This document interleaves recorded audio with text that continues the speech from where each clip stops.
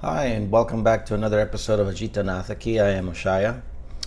Uh, this is another topic that was requested, and I'm going to start off by saying I am not a licensed psychotherapist, psychiatrist, or anything of the sort. However, the fact that I work with uh, healing energies and some other processes. Some folks have been referred to me over the years, not a lot, but a few handful, and most of them I've been able to help out in some way or another. But here's a case of someone who I was in the process of helping, but what I was doing in terms of training her to get ready for a past life regression, it opened up a lot of her chakras, including her third eye, and then she began to see discarnate entities, ghosts, if you will, but entities. And she kind of freaked out about that and stopped, and instead asked for somebody else who could help her with this issue. So I'm going to call her Patty. That's not her real name, nowhere near her real name. But she had an eating disorder. Uh, and she needed some help with it. Okay, well, let's do a past life regression. Again, my process was, it opened up too many doors, if you will, for her. So I recommended her to another friend of mine, and he was trying to do another kind of a process on her, and and then she said, "Well, no, but that's not what I need. I just need to know about this." So this is what happened to her. She would sleepwalk in the middle of the night, obviously sleepwalking, and raid the refrigerator and basically eat as much as she could, and of course gained a ton of weight. um, and she would wake up, and obviously there would be some evidence of food or whatever, and it just became troublesome and expensive, of course. Having to replace that much food. So she would end up at the end of each night just chaining the refrigerator doors together so that her sleeping version could not just randomly go up there and open it. It would take some knowledge of key, lock, whatever. So that's how she was dealing with it at the time. But the issue of the sleepwalking, this kept happening. So my friend, basically told her, "Oh, well, that's because when in a past lifetime you were tied down to the floor, so you were staring up at the sky, and you were exposed to the elements, and you starved to death. That's essentially what happened." And so there's this trauma that she had about just starving to death and needing food, and I'm gonna eat, I'm gonna eat, I'm gonna eat. And what was interesting is that this is something that she never mentioned to me about her experience, is that she kept seeing the color light blue, sky blue, and she didn't understand why they were connected. So it made complete sense to her that it was some past life issue, some trauma that she was holding on to in her subconscious, which was expressing itself in this desperate need for food, for nourishment, right? So that's just one example. And I, having a scientific background, hate making a generalization out of one example. I'm going to share one other example, and then mention that in general, this is treated in the Edgar Cayce materials. There's a lot of traumas that come from past life incidents, moments of death in particular, that just leave a traumatizing effect on the subconscious mind that then is carried on into a future lifetime. But I'll share with you one of my sons, when he was a small child, he had a fear of balloons when they were popping, and it got to the point where he didn't like being around balloons, period. And to our surprise, he also did not like fireworks. And so I had to hold him and basically shut the windows wherever we were, just so that he wouldn't be so panicked about. And I just realized that it was these loud bangs that he didn't like. Okay, so fast forward a few years. And I asked about his past life, and it turns out that he was, and I'm not going to say the name, but he was a well-known individual, a famous individual who was assassinated by multiple gunshots. So, it makes sense then that that loud banging, pa pa pa pa pa, whatever, left a traumatizing effect on the subconscious mind, and it expressed itself when he was a child. Now, since then, of course, he's an adult, and he can think back on that and realize, okay, that's just a loud noise, I can ignore it, and he's not panicked about it anymore. But when he was a child, it was an issue.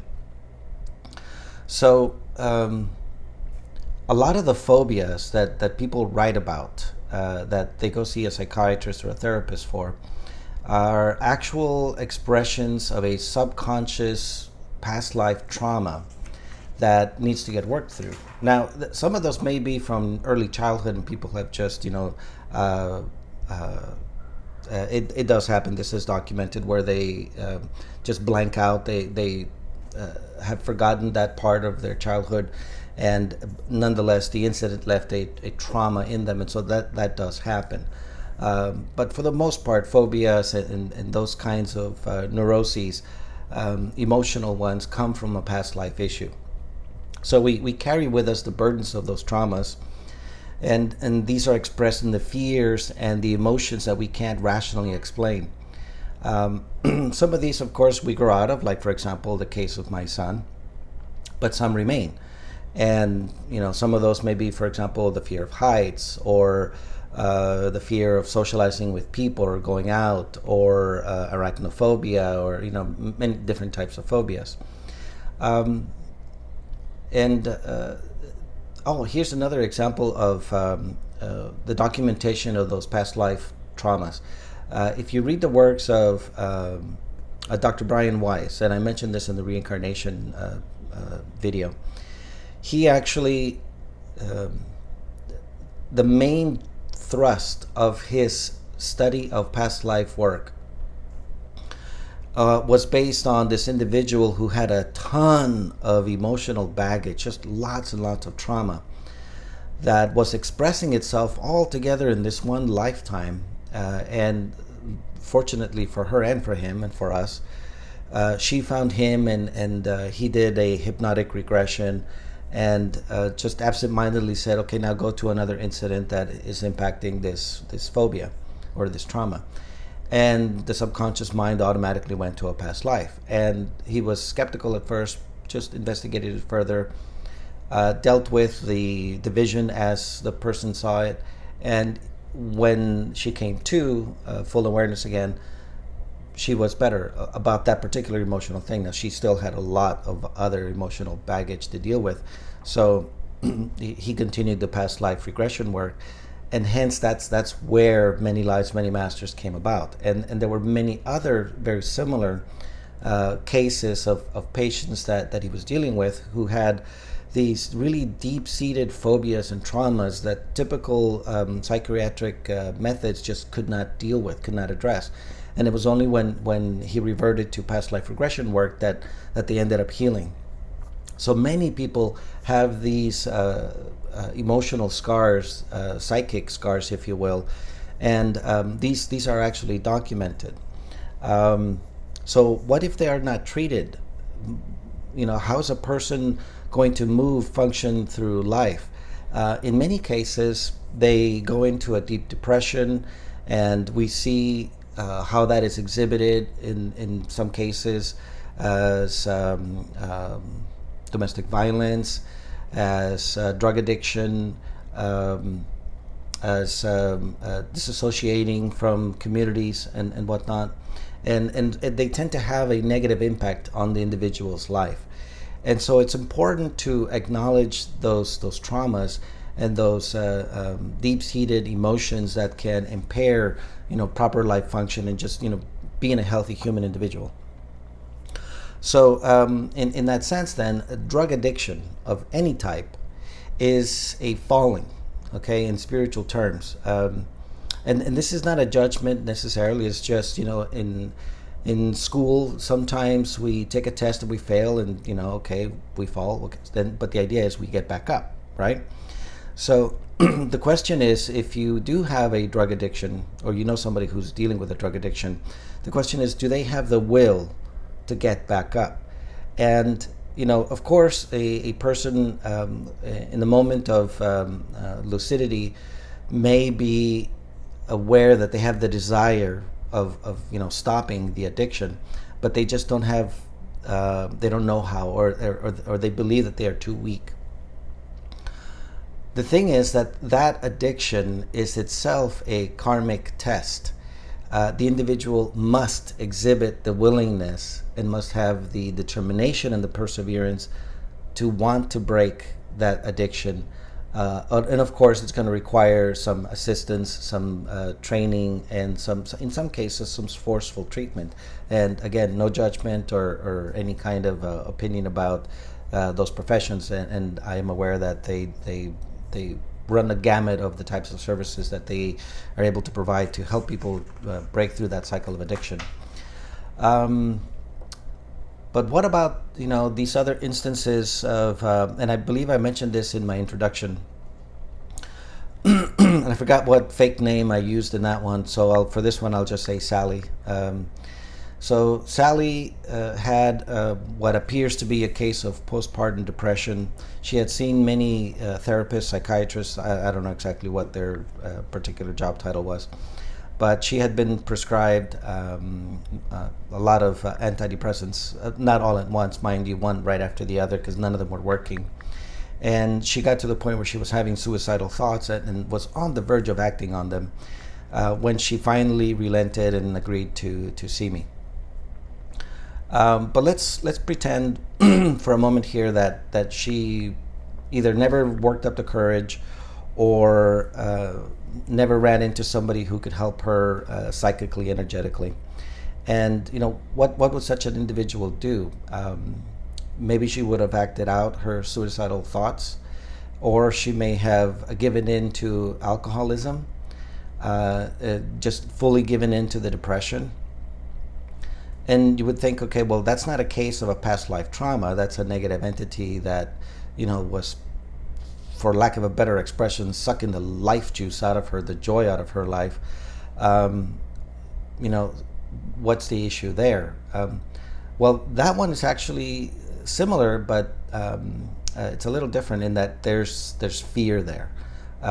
There's worry, and that's predominantly what I would say would characterize her back then. Always worried, always afraid of this, always taking care of this, and she's got to be a great mother, and just worrying about doing the best for her kids, and out of that fear, that's what gave the entity the opportunity to latch on to her. And she's also very psychically gifted, so it's a lot of energy there to suck up, if you will. Regardless of what the circumstances, we should not judge. That needs to be absolutely clear.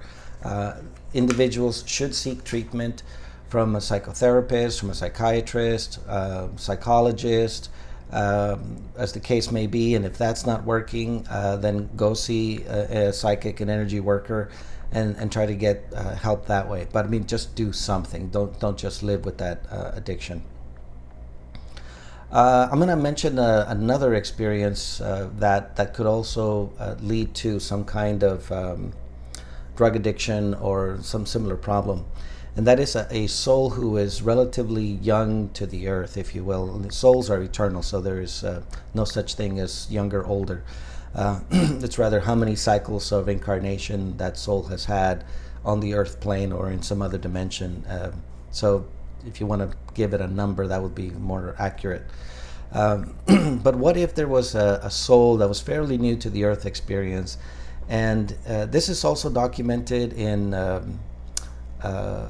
some of the Gary Zukov work in particular, where there's a soul that is brand new to the earth, thinking that, okay, I'm going to come here, I'm going to accelerate my spiritual development, I'm going to learn a lot, comes in, is born into slavery, his children are taken from him and murdered in front of his eyes, and then promptly thereafter he's murdered, and the soul comes out of that and says, what the hell was that about? And just, it's a shock to the system. That's what happens on Earth. I'm not making it up. It happened in the past. It continues to happen now. Human experience can be very challenging, very traumatic. Maybe someday I'll try to explain why that is, but the bottom line here is that a new soul going through earthly incarnations may find it traumatizing. Also, it just may feel so foreign to them. They feel out of place, like they don't belong, and that may be due to just coming from another planetary system, and this is new and somewhat shocking, but it's all in the subconscious. It wouldn't be anything that anybody has a conscious awareness of. But it can be emotionally trying, and some individuals like that may also find themselves lured by drug and be involved in that lifestyle. The bottom line there again is fear. They're recoiling from the experience out of a sense of fear, and they're seeking refuge in something else. And of course, in no instance does drug addiction actually fix anything. It's burying your head in the sand, fully exposing the rest of yourself to all the problems of the world. And these individuals have ruined their lives, their families, their relationships. And we've all heard these stories, read about them, saw them on the news, or if you have loved ones, or if you have lived it yourself, you know that this is true. So how do we break out of that cycle? First of all, we have to acknowledge that the addiction itself is not okay. It should not be normalized, okay? There must be some kind of treatment. There must be an acknowledgement that it needs to be corrected, and that requires awareness, awareness on the part of the individual, awareness on the part of those who are going to provide assistance. It requires a commitment to heal, and of course then that requires discipline. Often the word discipline is thrown out there, and it means, people think it means punishment, or corporal punishment or some kind of thing. Discipline is when I say it, I mean self-discipline, right? Not that I am limiting myself from a joyful experience, just out of a sense of like the ascetics, suffering is the way to spiritual development. No, that's not true at all. Discipline is about setting a particular goal and being steadfast about achieving that goal. It could also be, I'm going to change this behavior about myself, and just being doggedly determined that that's what I'm going to do. And you may slip here and there, but as long as you keep making progress in that direction, you will eventually achieve that particular goal. So it's just that discipline that will enable you to achieve what you want out of your life. Again, not materialistically, because I don't give a about that. I'm talking achieving your goals in spiritual development, about healing yourself, about being happy, about being blessed. And that's basically all that I care about is those things. So the individual should seek treatment. I would say the first stop is go to the medical professionals, go to the psychotherapist, a psychiatrist, psychologist, get professional help. If that's not working, if you've tried everything, then go see an energy worker, psychic, and perhaps, you can get some assistance. I would say that really, for the majority of instances, if you did a past life regression, you would be able to heal a lot of that trauma. But I think it is possible for an individual with a very strong will. Again, if you have an addiction, maybe that's not the case. But once you are at a point of awareness and you understand this is where this is coming from, that may be enough to help you break that cycle. Again, you need therapy, you need assistance. It's not just on and off, but it could go a long way. And I want to leave you with a quotation that I saw in a couple of movies, and I just found it to be so powerful, so just, like I want to learn that quote. And it's actually by, I had to look it up and research it, Marianne Williamson. And this was based on, I think it was a part of an article that she wrote for a newspaper. This is many years ago. But it starts with our deepest fear. Our deepest fear is not that we are inadequate. Our deepest fear is that we are powerful beyond measure. I'm not going to read the entire poem to you, but I do want to leave you with this piece of it. And I'm going to have to read it. We are born to make manifest the glory of God that is within us. It is in everyone. As we liberate ourselves from our own fear, our presence automatically liberates others. So not only can you help yourself out of your addiction, out of and away from your traumas, but by the virtue of you healing yourself and breaking free of that, you also give others the encouragement to do the same, to heal themselves, to break those traumas, to break that cycle, and hopefully accelerate their spiritual development so that we can all return to the source together as one. All right, and with that, I leave you. Thank you very much for your attention.